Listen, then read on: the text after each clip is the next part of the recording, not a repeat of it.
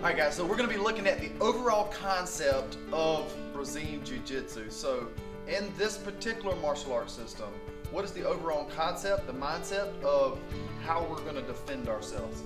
In Jiu Jitsu, the primary focus is grappling, submissions, and controlling your partner from a positional standpoint. Without taking a lot of damage. Without taking a lot of damage. In other martial arts, the goal may be to punch and kick to defend yourself. In Jiu-Jitsu, it's using joint locks, it's using chokes, throws, things like that. Positional control to defend yourself. All right, guys. So, like any fight, it starts from the feet. So for Jiu-Jitsu, particularly Brazilian Jiu-Jitsu, the concept is assuming that my adversary is trying to strike me. The goal is to navigate the safe distance, going from we're at this distance where he can punch me, he's in range to punch me, or he's in range to kick me, where he can deliver an effective strike. Here, I'm in the red zone, right? Not safe. Here, I'm in a green zone, right? Because he can't reach me with the strikes.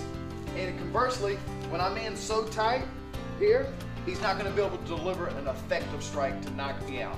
My goal in Brazilian Jiu-Jitsu, the mindset, is to take it to the ground where I can equalize the weight difference, the strength difference, the speed difference, the athleticism difference, the age difference, right. All that good stuff. By using leverage. By using leverage.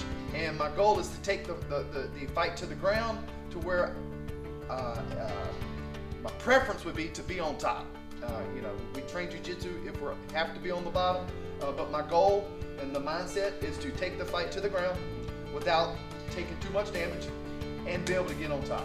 Right? So, and you guys will learn tons of ways, depending on how your partner comes at you or strikes at you. We're going to learn different ways to close that distance, to mitigate any kind of damage you might take, to get really close, and then to take that person to the ground. Again, as he said, hopefully landing on top. But if we have to be on bottom, maybe you were taken down. How to fight off the back, but we're going to kind of show that now. All right. So as we hit the ground, again, the idea is to. A lot of jiu-jitsu is about maintaining proper distance, and there's times where you're going to be super close and no space between you. There'll be times where you have a little bit of space. It depends on what you're trying to accomplish. But for the most part, the rule of thumb is with jiu-jitsu is stay close. Right. And the other thing to keep in mind too is that what are we using the jiu-jitsu for? Are we talking jiu-jitsu for self-defense? Are we talking jiu-jitsu for MMA? Are we talking jiu-jitsu like pure jiu-jitsu, like just competition? Pure grappling. It's just pure grappling, where we're not worrying about getting punched, for example. So those elements or those scenarios will change how we execute or how we train some of these techniques. Fundamentally, it's all the same. How I execute a scissor sweep, for example, is fundamentally the same. The proper position of my hips, the weight distribution of my partner, all of these go into play with how we execute the techniques. No matter if I'm doing MMA, self-defense, or whatever. Yes, basically, do we need to worry about strikes or not? Yeah. You should always train in a way where you're always constantly in the back of your head thinking about strikes, because when you translate that into a grappling situation, then you're always good to go. And also for some people that train with us, we have a fair amount of law enforcement, correctional officers, people that use this on a daily basis, and in their professions, they can't necessarily punch or strike their way out of a situation.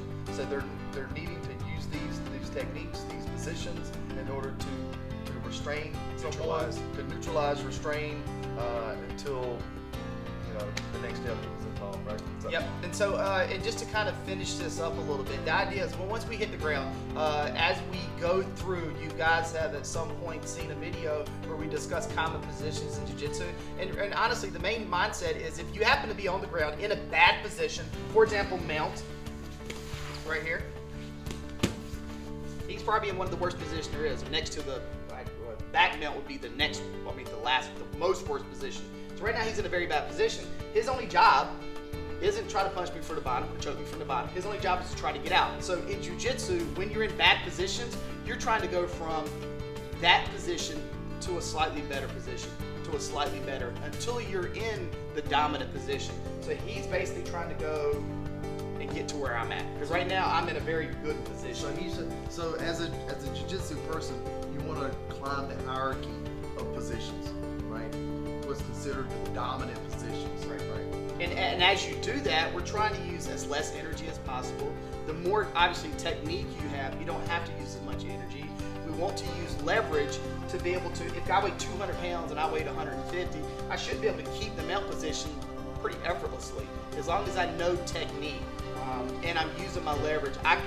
You can feel like you weigh a lot more than what you really do if you know how to position yourself, how to apply more pressure into the person, but in a smart way. We're not using a lot of strength and energy. And we're not saying you can't ever do that, only do it from really dominant positions. But if you're using true jiu-jitsu techniques, you're using leverage, using technique to feel a lot better than what you are. Not what you are, but you feel really heavy.